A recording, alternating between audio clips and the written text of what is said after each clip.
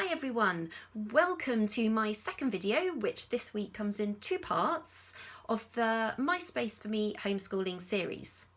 My first video was all about having fun setting up your homeschool.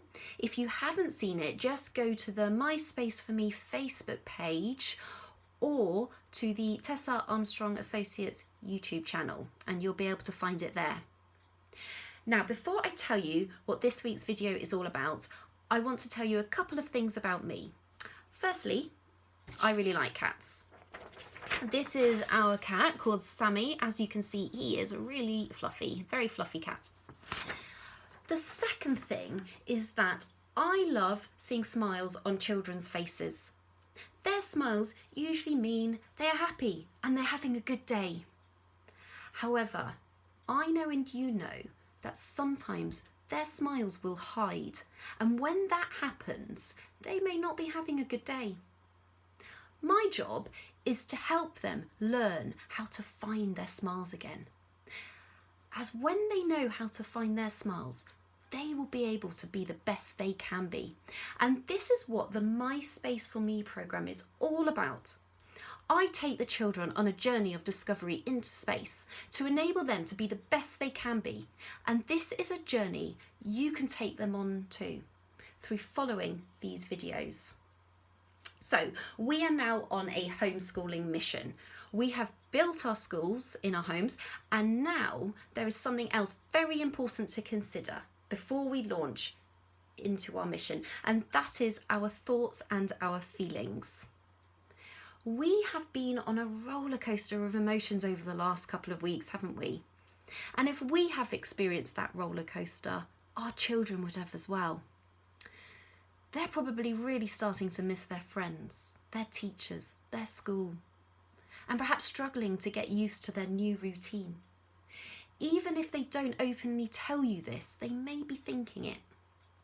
So, in part one of this video, I am going to show you how our thoughts and feelings impact us. And then in part two, I will show you how we can help our children cope with difficult feelings and thoughts in a healthy and constructive manner to help improve their concentration, behaviour, and ultimately their well-being. So how do our thoughts and feelings impact us? So the way we see ourselves, the world, and other people affects our thoughts, which has an impact on our feelings and subsequently on our behaviour. So your thoughts affect how you feel and how you behave. They're all linked together. Let me show you how. Imagine someone has asked you to do something really difficult that takes you right out of your comfort zone.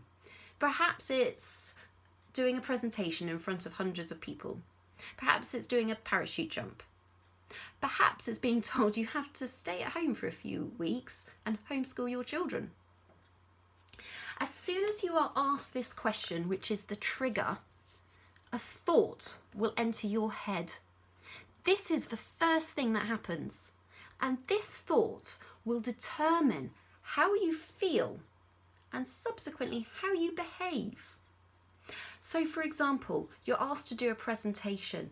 Your immediate thought is, oh, I can't do that, which makes you feel anxious, which makes you procrastinate, which makes you think, I can't do it.